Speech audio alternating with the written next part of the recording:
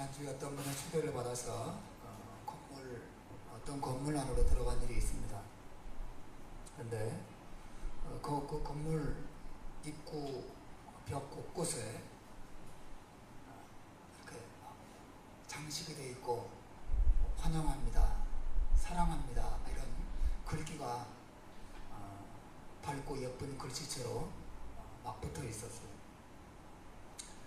이걸 보면서 참 기분이 좋더라고요.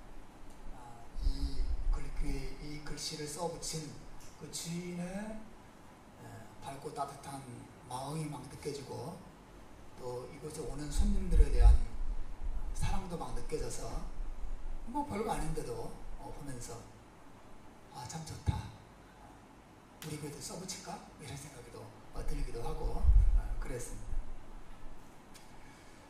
우리가 지난주에 살펴본 빌립보서 1장 1절 2절 말씀은 빌립보서를 집이라고 할 때 대문과 같은 부분이라고 할 수 있다면, 오늘 우리가 읽은 이 본문의 내용은 그 대문에 들어서서 만나는 안마당과 같은 것이에요. 그래서 이 구절들이 보여주는 분위기를 바라보면 그 집 전체의 분위기가 잘 녹아있다, 그렇게 말씀드릴 수 있어요. 우리가 빌립보서 1장 3절부터 8절의 내용을 아침에 봤는데 분위기가 굉장히 밝고 환하고 따뜻하고 참 아름답게 장식되어 있다는 느낌을 받습니다. 왜냐하면 사도 바울께서는 이 내용 속에서 빌립보 교회 성도들을 향한 기쁨과 감사를 잘 드러내고 있기 때문에 그렇습니다. 여러분 성경을 읽으실 때 그냥 내가 너희를 생각할 때마다 나의 하나님께 감사하며 간구할 때마다 너희 무리를 위하여 기쁨으로 항상 간구하면 이렇게 읽지 마시고 저는 바울의 마음을 가지고 실제로 내가 바울이 된 것처럼 빌립보 성도들을 생각하면서 그렇게 읽습니다. 예를 들어 이렇게 읽는 거죠. 여러분, 저는 여러분을 생각할 때마다 나의 하나님께 정말 감사합니다. 그리고 여러분을 위해서 기도할 때마다 여러분을 위해서 기쁨으로 간구합니다. 제가 여러분 때문에 얼마나 기쁘고 감사한지 하나님이 아십니다. 그런 식으로 저의 말로 고쳐서 읽을 때 참 은혜가 돼요. 은혜가 됩니다. 정말 바울 사도가 그렇게 말하고 있어요. 사랑하는 빌립보 성도 여러분, 저는 여러분을 생각할 때마다 저희 하나님께 감사합니다. 여러분을 위해서 기도할 때마다 기쁨으로 기도하고 있습니다. 그렇게 사도 바울이 자신의 마음을 표현하고 있어요. 그리고 8절에서는 더 적극적으로 말합니다. 제가 예수 그리스도의 심장으로 여러분을 얼마나 사랑하는지, 얼마나 그리워하는지, 얼마나 사모하는지 하나님이 저희 증인이 되십니다. 그렇게 바울이 그 성도들을 향한 뜨거운 사랑을 표현하고 있습니다. 그래서 이 내용만 바라볼 때는 우리는 이 편지를 쓰고 있는 사도 바울이 지금 로마 감옥 안에 갇혀있는 사람이라는 사실을 조금도 느낄 수가 없어요. 감옥의 분위기가 나지 않습니다. 감옥의 냄새가 나지 않습니다. 감옥의 어두침침한 그 분위기가 느껴지지가 않아요. 분위기가 너무 밝고 너무 환하고 너무 따뜻하고 너무 향기롭고 너무 복된 분위기로 이 3절로 8절의 내용이 쭉 이어지는 것을 봅니다. 도대체 감옥에 있는 거 맞아? 사람이 지금 감옥에 있으면서 괴로워하고 슬퍼하고 탄식하고 불안해하고 그렇게 하고 있는 거 맞아? 라는 느낌이 들 만큼 말이죠. 사랑하는 여러분, 이러한 분위기는 우리에게 대단히 중요한 것이에요. 우리 인생에 감옥과 같은 곳에 갇히게 될 때가 있지 않습니까? 경제적인 어려움이라는 감옥, 가족들이 내 마음을 힘들게 하는 가정이라고 하는 것이 또 우리가 감옥으로 느껴질 수도 있고, 어떤 특정한 사람 자신이 우리가 감옥이 되기도 하고, 우리의 직장 생활 자체가 우리 그 감옥처럼 다가올 때도 있지요. 우리의 환경 전체가 하나의 거대한 감옥과 같아서 내 삶을 어두움으로 뒤덮고 또 나를 옴짝달싹하지 못하게 만드는 평안과 또 자유를 앗아가는 그런 환경에 있는 것처럼 느껴질 때가 많이 있어요. 여러분, 우리가 사도 바울처럼 감옥과 같은 상황 속에 있다 하더라도 바울과 같이 이렇게 기뻐할 수만 있다면, 이렇게 평안을 누릴 수만 있다면, 여러분께서 얼마나 삶에 있어서 대단히 중요한 원리가 되겠습니까? 여러분, 감옥에 갇혔을 때, 감옥과 같은 환경 속에 여러분이 갇혀 있을 때, 여러분 바울처럼 그렇게 기뻐하고 감사하고 평안을 누리고 자유로운 마음으로 편지를 쓰고 사람을 만나서 대화하고 그렇게 할 수가 있겠습니까? 여러분에게, 사도 바울에게는 이런 은혜가 있기를 주님의 이름으로 축원합니다. 여러분, 도대체 이 사도 바울의 비결이 어디 있습니까? 바울이 빌립보서를 기록하기 시작하면서 처음부터 이야기하기 시작합니다. 그의 마음의 기쁨과 평화를 드러내고 있는데, 여러분, 사도 바울의 마음속에 흐르는 이 기쁨의 강물이 어디에서부터 흘러나오는 것일까? 그래서 오늘 제 설교의 가장 중요한 주제고 핵심이에요. 바울의 마음에 흐르는 이런 기쁨의 강물이 흘러나오는 수원지, 그 근원은 빌립보 교회 성도들이었어요. 바울은 말합니다. 저는 여러분을 생각할 때마다 나의 하나님께 감사합니다. 여러분, 사도 바울이 기뻐하고 즐거워하는 것은 단순히 나는 하나님을 생각하면서 너무 기쁘고 감사합니다, 그렇게만 말하고 있지 않습니다. 바울은 말합니다. 사랑하는 여러분, 저는 여러분을 생각할 때, 믿음의 성도들을 생각할 때, 우리 교회 식구들을 생각할 때, 믿음의 형제 자매들을 생각하고 그들을 바라볼 때 저는 너무너무 기쁘고 감사합니다. 말씀을 볼 때 기쁘다, 기도할 때 기쁘다, 이해할 수 있죠. 하나님을 바라볼 때 기쁘고 감사하다, 그건 뭐 좋죠. 바울이 그렇게 말하고 있지 않습니다. 사랑하는 여러분, 저는 여러분을 생각할 때마다 하나님께 감사가 좋습니다. 여러분을 생각할 때마다 기쁨으로 하나님께 기도가 터져나옵니다. 기쁘고 너무 감사합니다.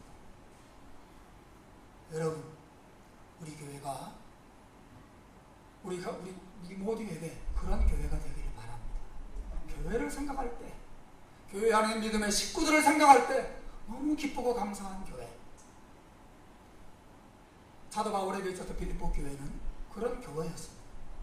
도대체 이 교회가 어떤 모습을 보였길래 이렇게 기쁘고 감사한 마음을 사도 바울로 하여금 품게 만들었을까? 그것은 이 빌립보 교회 성도들이 한결같이 바울 곁을 떠나지 않고 바울과 함께 동고동락하는 자리에 머물러 있었기 때문에 그렇습니다. 5절에서 바울이 그 사실을 말하죠. 우리 한번 읽어봅시다. 5절 스크린을 보시면 5절 나옵니다. 여러분, 제가 설교할 때 이렇게 성경구절을 띄우는 이유가 있어요. 이거 아주 귀찮습니다. 그냥 안 만들면 좋겠어요. 일부러 제가 만들어서 띄웁니다. 여러분이 조금이라도 설교에 집중하도록 돕기 위해서요. 막 찾아야 되잖아. 이거 어딨지? 이렇게 찾아야 돼요. 그냥 앞만 보고 계속 집중하도록. 설교에 다 같이 집중하게 되기를 바랍니다. 5절에서 바울이 뭐라고 말합니까? 시작. 너희가 첫날부터 이제까지 복음을 위한 일에 참여하고 있기 때문이라. 과거 개혁 성경에는 이렇게 되어 있어요. 첫날부터 지금까지 너희가 복음 안에서 교제함을 인함이라. 새로운 이 번역본에는 복음을 위한 일에 참여하고 있기 때문이라 이렇게 말하고 있어요. 첫날에 언제죠? 사도 바울이 빌립보 지역에 처음 갔던 날.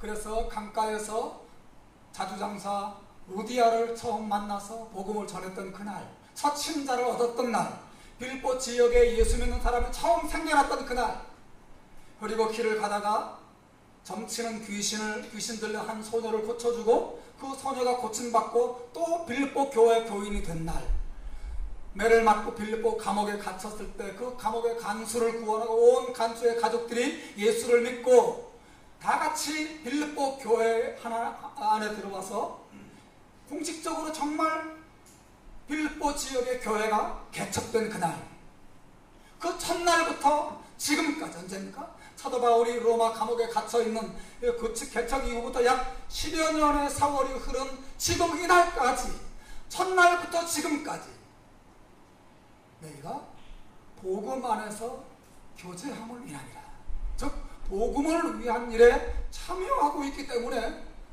저는 여러분을 생각할 때마다 하나님 앞에 너무 감사합니다. 그런 말을 하고 있는 것입니다.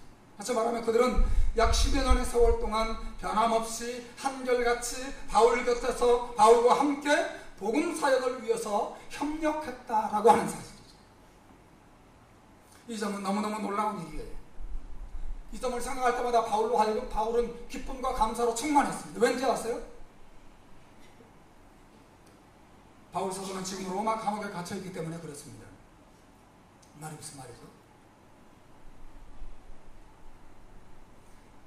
바울이 로마 감옥에 갇혀있기 때문에 빌립보 교회 성도들은 사도 바울로부터 어떤 도움도 받을 수 없는 상황이었습니다. 도움은 고사하고 사도 바울은 그들에게 부담스러운 존재였어요. 여러분의 친구가, 여러분의 이웃이, 심지어 여러분의 친척이 감옥에 갇혔다.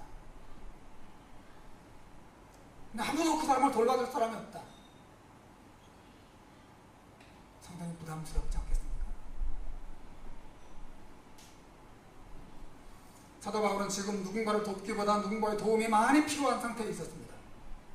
음식도 필요했을 것이고 옷도 필요했을 것이고 여러 가지 생활 필수품들도 필요했겠죠. 게다가 사도 바울은 당시에 유대인들로부터 고발을 당한 상태였고 로마 사람들에게 예수 그리스도에 대해 설교하면서 조롱을 받고 있는 상황이었어요. 따라서 사도 바울을 가까이 한다는 것은 상당한 부담과 위험이 따르는 일이었습니다. 실제로 성경은 뭐라고 말하냐면 이 당시에 많은 사람들이 사도 바울을 버리고 사도 바울의 곁을 떠났다고 바울이 직접 말하고 있어요. 디모데후서 4장 16절에 보면 그 역사에 대한 짤막한 설명이 나옵니다. 한번 읽어보십시오. 시작. 내가 처음 변명할 때에 나와 함께한 자가 하나도 없고 다 나를 버렸으나 저희에게 허물을 돌리지 않기를 원합니다. 다 나를 버리고 다 나를 떠났다고 말하고 있어요. 바울이 로마 감옥에 갇히자, 바울이 부담스러운 존재가 되자, 그의 설교에 환호하고 그를 통해 하나님의 능력이 나타날 때 기뻐하고 하나님을 찬양했던 많은 사람들이 바울 앞에서 설교를 듣고 바울을 따르고 바울에게 인사하고 바울과 친하게 지내려고 노력했던 그런 많은 사람들이 내가 처음 복음을 변명할 때, 즉 로마 법정에 서서 많은 사람들에게 예수가 그리스도고 예수가 참된 구원자이라는 사실을 증거할 때 부담스럽기 때문에 자기들도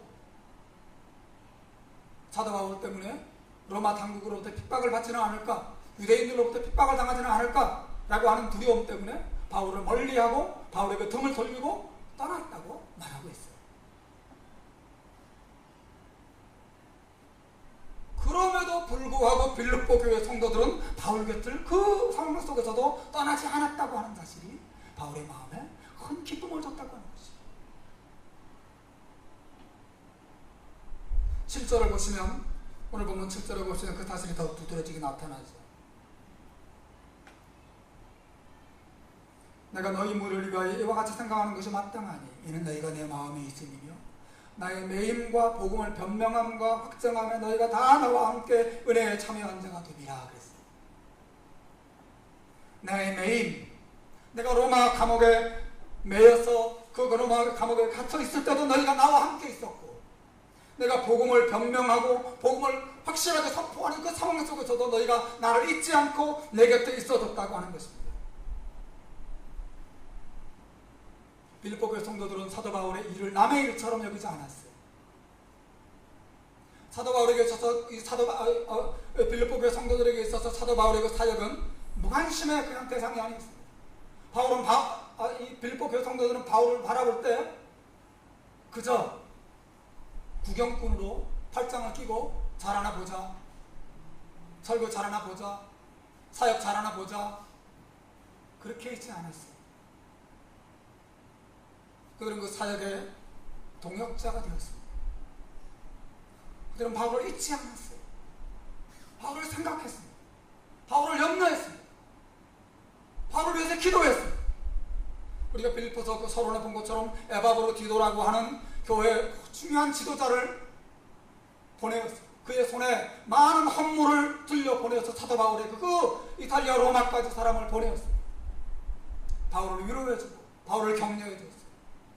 바울이 로마 감옥에 갇혀서 외롭고 힘들고 불안하고 두려울 때 끝까지 바울 곁을 지켜주고 바울을 사랑하고 바울과 함께 복음을 위해서 수고하고 협력했던 사람들, 그들은 누굽니까? 바로 빌립보 교회의 사람들.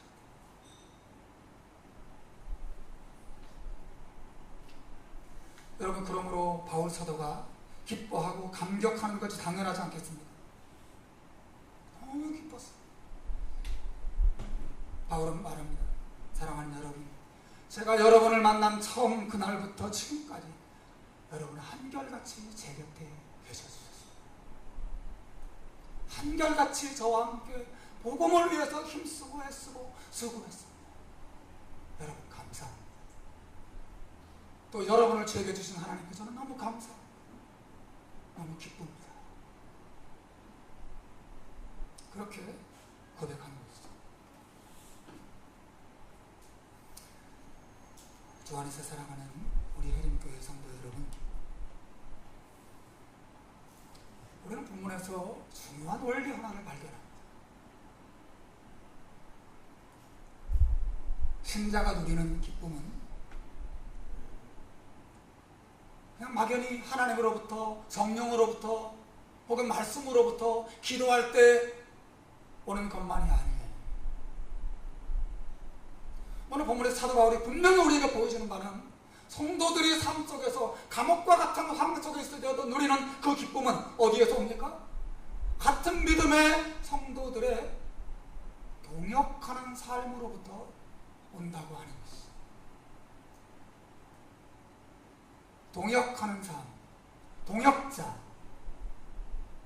끝까지 내 곁을 떠나지 않고 나와 함께 기도하고 함께 수고하고 함께 눈물 흘리고 함께 협력하고 함께 일하는 그 동역자가 내 곁에 있을 때 하나님이 주는 기쁨은 그 동역자를 통해서 내 마음에 흘러 들어오고 또 내가 그 사람의 동역자가 될 때 나를 통해서 그 사람에게 기쁨이 흘러 들어가는 것이에요.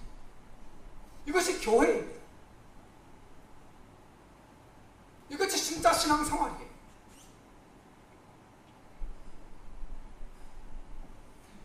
지난번 이사할 때 우리 아들과 딸들이 정말 많이 수고했습니다.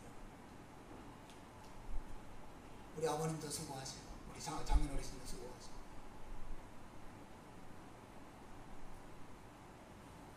나 혼자는 도저히 뭐 이렇게 할 수가 없죠. 뭐 그릇 같은 거지 뭐 나 혼자 이렇게 달리고 하지만 큰 가구들, 책꽂이들 뭐 2층에서 끄집어 내리는데 나 혼자 할 수 있습니까? 부르죠. 이슬아, 이정아, 이슬아 불러서 데리고 올라와서 같이 거기 잡아라.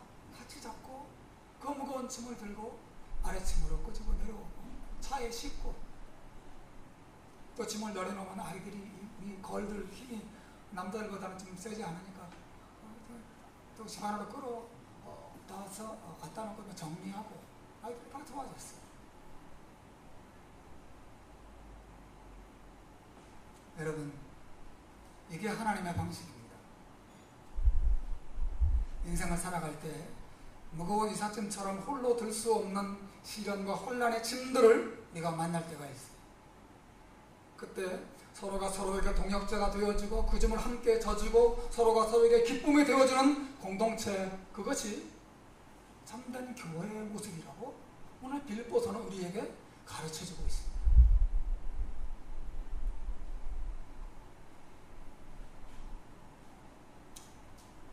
여러분은 그렇게 여러분 곁을 한결같이 떠나지 않고 여러분과 함께 기도하고 수고하고 땀 흘리고 눈물 흘리고 함께 마음 써주고 애써주는 그 믿음의 동역자가 여러분에게 있습니까?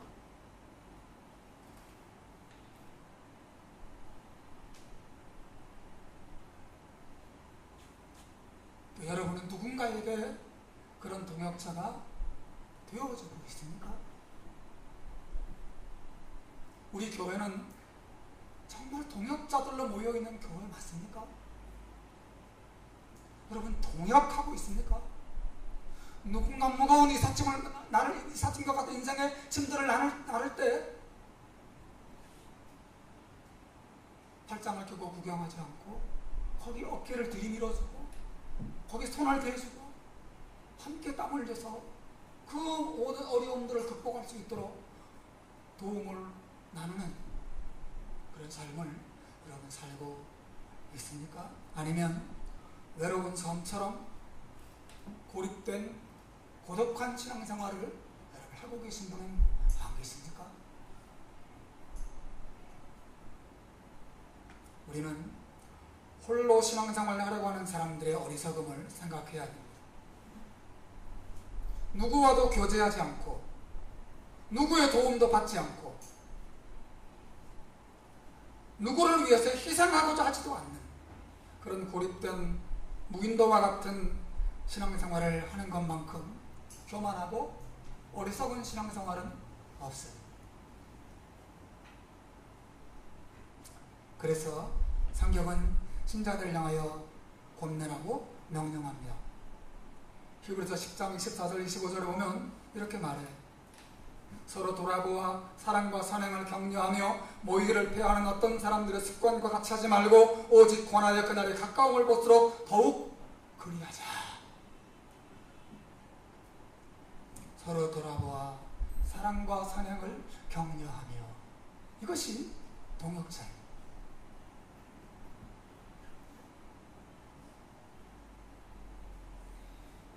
모이기를 폐하는 사람의 습관과 같이 하지 말고, 안 모이는 것은 습관이에요. 귀찮잖아요. 꼭 모여야 돼요. 모이려면, 모임을 가지려면 하던 일도 중단해야 되고, 하던 일을 미루기도 해야 되고, 시간을 내야 되고, 쉬는 시간을 줄여야 되고, 또 내가 가려고 하는 그 모임에 내 마음을 불편하게 하는 사람이 있으면 그 사람을 미워하는 마음과 나 자신이 싸워야 하고, 많은 대가를 지불해야죠. 부단히 모여서 사랑하고 협력하고 수고하고 섬기려면 많은 대가가 지불돼야 합니다. 그럼에도 불구하고 우리는 함께 모여서 서로 동역하는 기쁨의 공동체에 세우는 일을 포기해서는 안 돼요.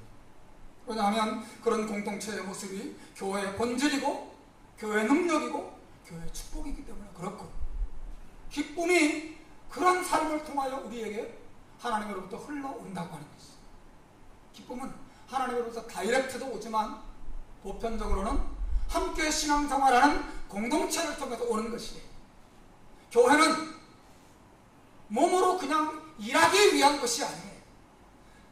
일보다 중요한 것은 사람입니다. 사람.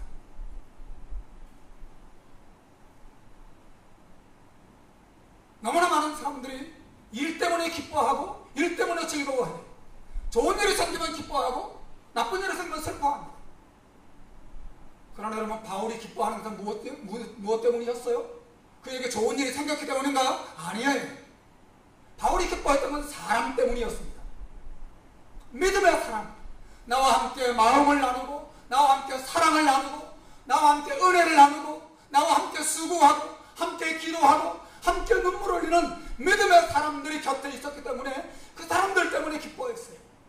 이게 신앙생활이고 이게 교회생활이고, 교회 와서 봉사하는데 완전히 지쳐있지만 사실은 사람과는 아무런 교제도 없고 교류도 없는 노동이죠, 노동. 우리 교회의 큰 캐치프레이즈가 하나님을 향합니다, 사람을 향합니다. 우리가 하나님을 바라보고 하나님을 예배하고 하나님을 섬기지만 동시에 사람을 소중히 여기는 교회이고 또 그런 교회가 되어갈 것입니다. 사람이 중요합니다.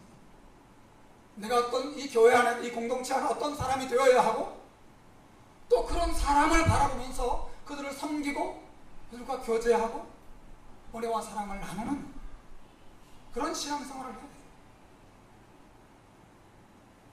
교회의 본질과 능력은, 기쁨은 여기로부터 흘러나오는 것입니다.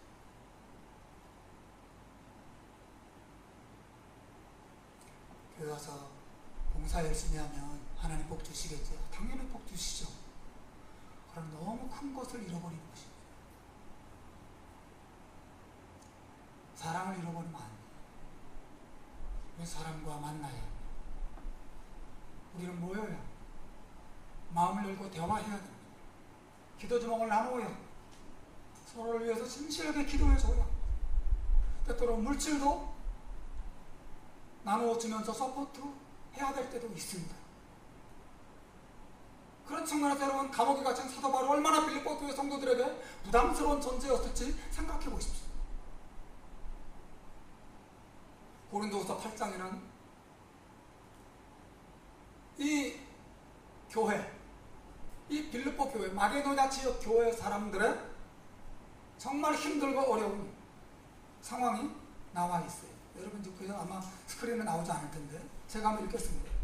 형제들아, 하나님께서 마게도냐 교회들에게 주신 은혜를 우리가 너희에게 알게 하노니 환난의 많은 시련 가운데서 그들의 넘치는 기쁨과 극심한 가난이 그들의 풍성한 연보를 넘치도록 하게 하였느니라. 나옵니다. 여러분, 여기 마게도냐 교회들이라고 말해서 그 마게도냐는 이 빌립보를 말합니다. 빌립보 지역 교회. 마게도냐의 첫성이 빌립보예요. 그 교회 사람들의 상황이 어떠했어요? 2절에 보십시오. 많은 환난에 많은 시련 가운데 그들이 있었고 극심한 가난 속에 그들이 있었습니다. 그들 널널해서 통장에 돈이 넘쳐도 주체를 못해서 사도 바울에게 쓸 것을 보내고 그랬던 게 아니에요. 그들도 자기 하나 간수하기 힘든 상황 속에 있었어요. 그러나 그들 안에 넘치는 기쁨이 있었습니다. 예수님 때문에, 하나님 때문에 얻는 넘치는 기쁨이 있었고 그 기쁨이 사도 바울을 섬기고 복음 사역에 함께 협력하게 만들었어요. 또 그것이 바울을 기쁘게 만들었어요. 기쁨이 기쁨을 낳고 있어요. 이 얼마나 아름다운 교회의 모습입니까?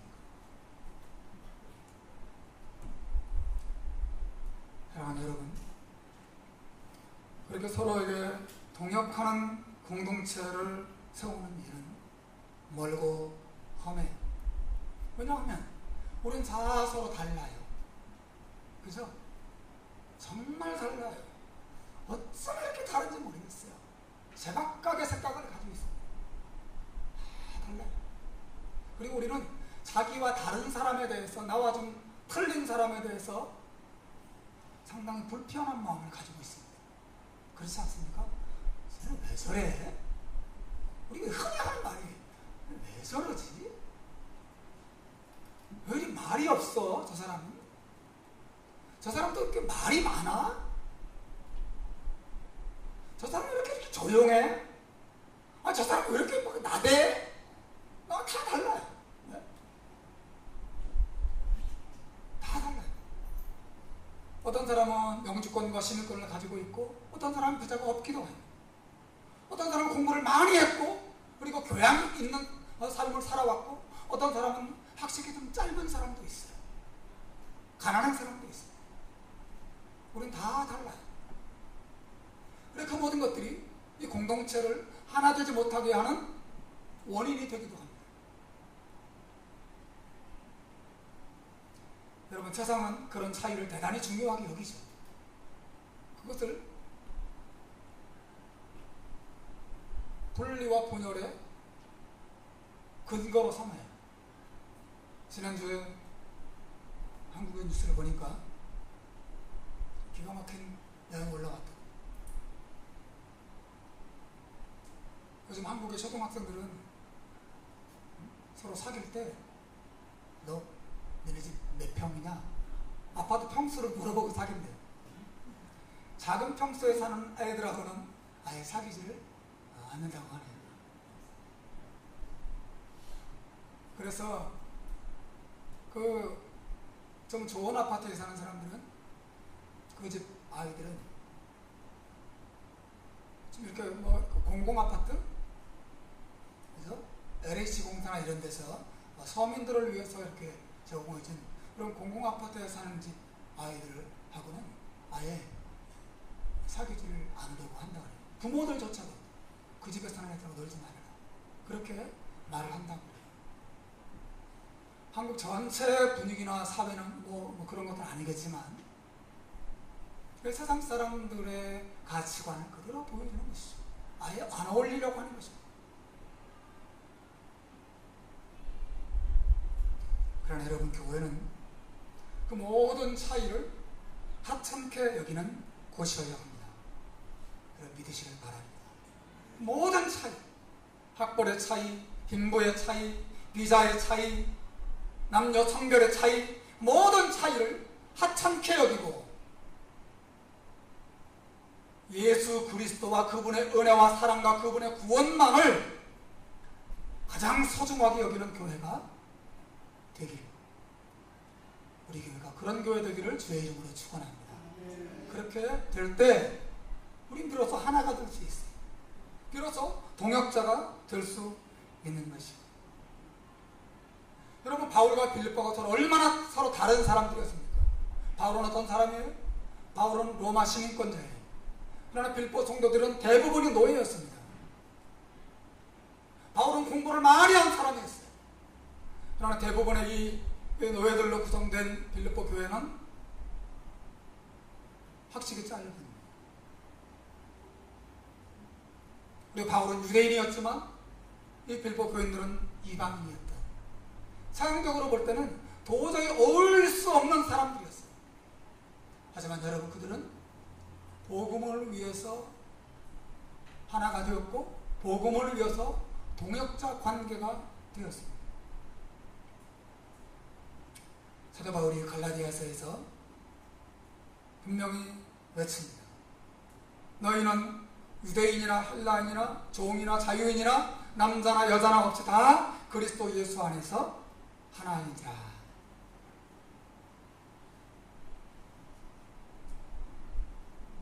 이게 바로 성경이 말하는 건강하고 좋은 교회예요. 교회 안에 그 어떤 차별도, 어떤 구별도, 어떤 당파도 존재해서는 안 돼요. 전라도와 경상도 교회 안에 구별되어서는 안 됩니다. 진보와 보수 교회 안에서 더 이상 싸움과 나눔의 기준이 되어서도 안 돼요. 영주권자와 비영주권자, 부자와 가난한 자, 학벌이 있는 자와 없는 자, 이 모든 차이도 교회 안에서는 존재해서는 안 됩니다. 교회는 그 모든 차이를 뛰어넘어서 예수를 믿고 예수를 사랑하고 예수를 전하고 예수의 사랑 안에서 서로 섬기는 일에 교회는 하나가 되어야 합니다.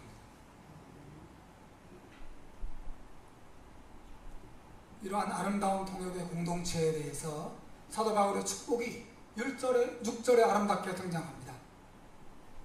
바울은 이렇게 말해요. 너희 속에 착한 일을 시작하신 이가 그리스도 예수의 날까지 이루실 줄을 우리가 확신하노라. 너희 속에 시작된 그 착한 일, 하나님이 빌립보 교회 안에 착한 일을 시작하셨고 그 일을 지금도 이루고 계시고 마지막에 완성하실 것이라고 축복하고 있습니다. 여러분, 서로 사랑하고 서로 동역하고 서로 하나가 되고 서로 협력하는 이런 교회의 모습은 하나님께서 시작하십니다. 목사가 할 수 있는 게 아니에요. 이것이 저로 하여금 여러분이 개인적으로 찾아가서 뭐 제발 신앙생활 열심히 해주세요, 그렇게 말하지 않고, 그렇게 하기보다 하나님 앞에 무릎을 꿇고 기도하게 만드는 원인이에요. 사람이 뭐 통사당한다고 되는 게 아니에요. 교회를 사랑하고 복음을 위해서 협력하고 함께 기도하고 사람이 사장한다고 제발 그런 사람이 되어주세요. 그렇게 되지 않습니다. 그 일은 하나님이 시작하십니다. 하나님이 그 공동체 안에 은혜를 부어주셔서 정말 마음에 깨달음을 주셔서 내가 이렇게 신앙생활을 하면 안 되겠구나, 하나님이 깨닫게 하셨을 때 비로소 착한 일이 시작돼요. 그리고 그 일이 진행되고 마지막 천국에 가서 정말 이 온전하고 아름다운 공동체가 완성될 것입니다. 창립 4주년을 우리 교회가 오늘 맞이했습니다. 빌립보 교회가 10주년 내지는 12주년쯤 됐을 겁니다. 이 편지를 받을 때 우리 교회가 정말 창립 10주년쯤 되었을 때 빌립보 교회처럼 성숙한 은혜 안에서 아름답게 동역하는 복된 공동체로 우리를 세워주시길, 또 그날이 있을 때까지 저와 여러분 더 힘을 다해서 서로 사랑하고 서로 돌아보고 서로 협력하고, 그래서 아름다운 교회를 함께 세워가는 저와 여러분 되시기를